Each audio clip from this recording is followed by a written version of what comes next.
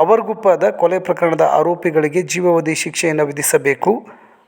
ಆರೋಪಿ ಕಮಲಾಕರ್ ಭಟ್ನ ಆಸ್ತಿಯನ್ನು ಸರ್ಕಾರ ಮುಟ್ಟುಗೋಲು ಹಾಕಿಕೊಂಡು ಹರಾಜು ಕರೆದು ಮೃತ ವಸಂತ್ ನಾಯ್ಕ ಕುಟುಂಬಕ್ಕೆ 1 ಕೋಟಿ ರೂಪಾಯಿ ಹಾಗೂ ಗಾಯಾಳುಗಳಿಗೆ ತಲಾ 25 ಲಕ್ಷ ರೂಪಾಯಿ ಪರಿಹಾರ ಒದಗಿಸಬೇಕು. ಆರೋಪಿಗಳೆಲ್ಲರಿಗೂ ಕಠಿಣವಾದ ಶಿಕ್ಷೆಯನ್ನು ನೀಡುವ ಮೂಲಕ ಮುಂದೆ ತಾಲೂಕಿನಲ್ಲಿ ಈ ರೀತಿಯ ಘಟನೆಗಳು ಮರುಕಳಿಸದಂತೆ ನ್ಯಾಯಾಲಯ ಹಾಗೂ ಅಧಿಕಾರಿಗಳು ಕ್ರಮ ವಹಿಸಬೇಕು ಎಂದು ರಾಷ್ಟ್ರೀಯ ಈಡಿಗ ಮಹಾಮಂಡಳಿಯ ರಾಜ್ಯ ಉಪಾಧ್ಯಕ್ಷ ವಸಂತ್ ನಾಯ್ಕ ಮನ್ಮನೆ ಆಗ್ರಹ ಮಾಡಿದರು. ಅವರು ಇಂದು ಸಿದ್ದಾಪುರದ ತಹಶೀಲ್ದಾರ್ ಕಚೇರಿ ಆವರಣದ ಎದುರು ಪ್ರತಿಭಟನೆ ನಡೆಸಿ ತಹಶೀಲ್ದಾರ್ ಮೂಲಕ ಸರ್ಕಾರಕ್ಕೆ ಮನವಿಯನ್ನು ಸಲ್ಲಿಸಿದರು. ಈ ಸಂದರ್ಭದಲ್ಲಿ ಪ್ರಮುಖರಾದ ಕೆಜಿ ನಾಗರಾಜ್, ವೀರಭದ್ರ ನಾಯ್ಕ್, ದೇವರಾಜ್ ನಾಯ್ಕ್, ಸಿಆರ್ ನಾಯ್ಕ್, ಗಾಂಧೀಜಿ ನಾಯ್ಕ್, ರಾಮಕೃಷ್ಣ ನಾಯ್ಕ್, ಪ್ರಶಾಂತ್ ನಾಯ್ಕ್, ರವಿ ನಾಯ್ಕ್ ಹಾಗೂ ಸಮಾಜದ ಪ್ರಮುಖರು ಉಪಸ್ಥಿತರಿದ್ದರು. ಇದು ಸುದ್ದಿ ಪ್ರತಿನಿಧಿ ನ್ಯೂಸ್. ನಾನು ದಿವಾಕರ್ ನಾಯ್ಕ್ ಸಂಪಕಂಡ. ನಿರಂತರ ಸ್ಥಳೀಯ ಸುದ್ದಿಗಾಗಿ ನಮ್ಮ ಚಾನಲ್ ವೀಕ್ಷಿಸಿ. ಧನ್ಯವಾದಗಳು. ಹಾಗಾಗಿ ಅವಳಿಗೋಸ್ಕರ ಅವಳು ಗಂಡನನ್ನು ಕೊಲ್ಲಿಗೆ ಬಂದಂಥವರು ಇವತ್ತು ಅಮಾಯಕ ವಸಂತ ಜನತಾ ನಾಯಕರನ್ನು ಬಂದಿದ್ದಾರೆ. ಹಾಗಾಗಿ ಕಾನೂನಲ್ಲಿ ಅವನಿಗೆ ಕಠಿಣ ಶಿಕ್ಷೆ ಆಗಬೇಕು. ಯಾವುದೇ ಒತ್ತಡಕ್ಕೆ ಅಧಿಕಾರಿಗಳು ಮಣಿಬಾರದು. ಪೊಲೀಸ್ ಇಲಾಖೆ ಇರ್ಬೋದು ಅಥವಾ ನ್ಯಾಯಾಲಯ ಇರ್ಬೋದು, ಈ ರಾಜ್ಯದ ಮುಖ್ಯಮಂತ್ರಿಗಳು, ಗೃಹ ಸಚಿವರು, ಕಾನೂನು ಸಚಿವರು, ರಾಜ್ಯಪಾಲರು ಎಲ್ಲ ವ್ಯವಸ್ಥೆಗಳು ಇದ್ರ ವಿರುದ್ಧ ನಿಂತು ಅವನಿಗೆ ಸರಿಯಾದ ಶಿಕ್ಷೆಯನ್ನು ಕೊಡುವಲ್ಲಿ ಪ್ರಮುಖ ಪಾತ್ರವನ್ನು ವಹಿಸಬೇಕು.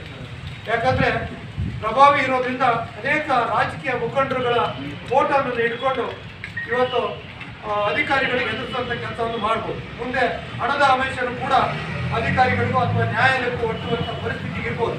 ಆದ್ದರಿಂದ ಯಾವುದೂ ಕೂಡ ಒತ್ತಡಕ್ಕೆ ಮಣಿದೆ ಕಾನೂನಿನಲ್ಲಿ ಬಡ ಕುಟುಂಬಕ್ಕೆ ನ್ಯಾಯ ಸಿಗಬೇಕು ಅಂದರೆ ಅವರಿಗೆ ಮರಣದಂಡನೆ ಆಗಬೇಕು. 7 ಜನರಿಗೂ ಮರಣದಂಡನೆ ಆಗಬೇಕು, ಇಲ್ಲಾಂದರೆ ಗಲ್ಲೇರಿಸಬೇಕು.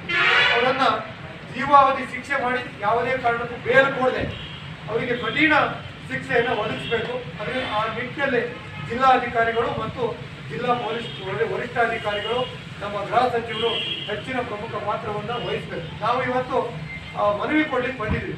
ಕಾರಣ ಇಷ್ಟೇ, ಈಗಾಗಲೇ ಚಿಕಿತ್ಸೆ ಪಡೆಯುತ್ತಿರುವಂಥ ಕುಮಾರ್ ನಾಯ್ಕಿಗೆ ಭಾಳ ಬಡವ, ಆಟೋ ಓಡಿಸ್ಕೊಂಡು ಜೀವನ ಮಾಡ್ತಾ ಇದ್ದಾರೆ.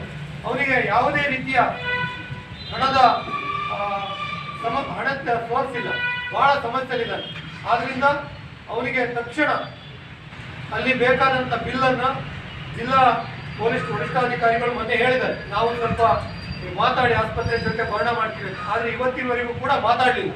ಜಿಲ್ಲಾಧಿಕಾರಿಗಳು ಗಮನ ಹರಿಸಿ ಆ ಒಂದು ಬಿಲ್ ಕಟ್ಟಿಸುವಂಥ ವ್ಯವಸ್ಥೆಯನ್ನು ಮಾಡಬೇಕು. ಇದು ಅಮಾಯಕನ ಕೊಲೆ, ಅಚಾನಕವಾಗಿ ಮಾಡಿಲ್ಲ, ಬೇಕು ಅಂತಲೇ ಉದ್ದೇಶಪೂರ್ವಕ ಇದನ್ನು ಮಾಡಿದ್ರಿಂದ ಕಮಲಾಕರ್ ಭಟ್ಟನ ಆಸ್ತಿಯನ್ನು ಮತ್ತು ಸುಚಿತ್ರ ಅವಳ ಹೆಸರಿಗೆ ಏನಿದೆ, ಕಮಲಾಕರ್ ಭಟ್ಟನ ಹೆಸರಿಗೆ ಏನಿದೆ, ಮತ್ತು ಏನು ಸುಪಾರಿ ಕಿಲ್ಲರ್ ಬಂದಿದ್ದಾರಲ್ಲ ಮುಸ್ಲಿಂ, ಅವರ ಹೆಸರಿಗೆ ಏನಿದೆ, ಅವರೆಲ್ಲ ಆಸ್ತಿಗಳನ್ನು ಮುಟ್ಟುಗೋಲು ಹಾಕಿ ಈ ಒಂದು ಚಿಕಿತ್ಸೆಗೂ ಕೊಡಬೇಕು. ಮತ್ತು ಒಬ್ಬ ಸತ್ತಂಥ ಅಮಾಯಕನ ಕುಟುಂಬಕ್ಕೆ 1 ಕೋಟಿ ರೂಪಾಯಿ ಪರಿಹಾರವನ್ನು ಅವನ ಆಸ್ತಿ ಮುಟ್ಗೋಲು ಹಾಕಿ ಅಲ್ಲಿ ಮರಣ ಮಾಡುವಂಥ ವ್ಯವಸ್ಥೆಯನ್ನು ಮಾಡಬೇಕು. ಹಾಗೆ ತಲಾ ಗಾಯಾಳುಗಳಿಗೆ 25 ಲಕ್ಷವನ್ನು ಕೊಡಬೇಕು, ಕುಮಾರನಿಗೆ ಮತ್ತು ಮಹೇಶ್ವರಿಗೆ.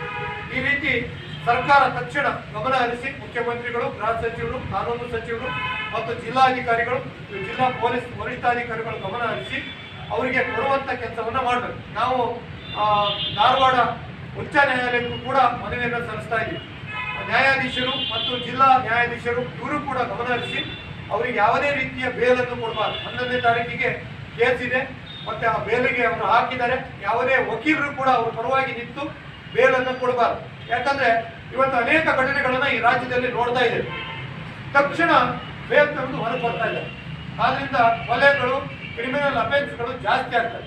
ಆದ್ದರಿಂದ ಸರ್ಕಾರಗಳು ಮತ್ತು ನ್ಯಾಯಾಧೀಶರು, ಪೊಲೀಸ್ ಇಲಾಖೆ ಎಚ್ಚೆತ್ತುಕೊಂಡು ತಮ್ಮದೇ ಮನೆಯಲ್ಲಿ ಏನೋ ತೊಂದರೆ ಆಗಿದೆ ಅನ್ನುವಂಥ ರೀತಿಯಲ್ಲಿ ಶಿಕ್ಷೆಯನ್ನು ಕೊಟ್ಟರೆ ಇಂಥ ಕ್ರೈಮ್ಗಳು ಆಗಲ್ಲ.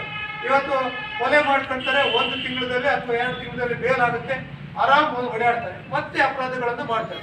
ಬೇಲ್ ಸಿಗ್ತದೆ ನಮ್ಗೆ ಹೆಂಗಿದ್ರು ಅಥವಾ ಜಾಮೀನು ಸಿಕ್ಕಿ ನಾವು ಹೊರಗಡೆ ಇರ್ಬೋದು ಅನ್ನುವಂಥ ದೃಷ್ಟಿಯಿಂದ ಏನು ವಿನಂತಿ ಮಾಡ್ಕೊಳ್ತೀವಿ, ಇಡೀ ರಾಜ್ಯದಲ್ಲಿ ಈ ಒಂದು ಅಪರಾಧಿಗಳನ್ನು ಮಾಡಿದವರಿಗೆ ಮಾದರಿಯಾದಂಥ ಶಿಕ್ಷೆಯನ್ನು ನ್ಯಾಯಾಲಯ ಮತ್ತು ನಮ್ಮ ರಾಜ್ಯ ಸರ್ಕಾರ ನೀಡಬೇಕು.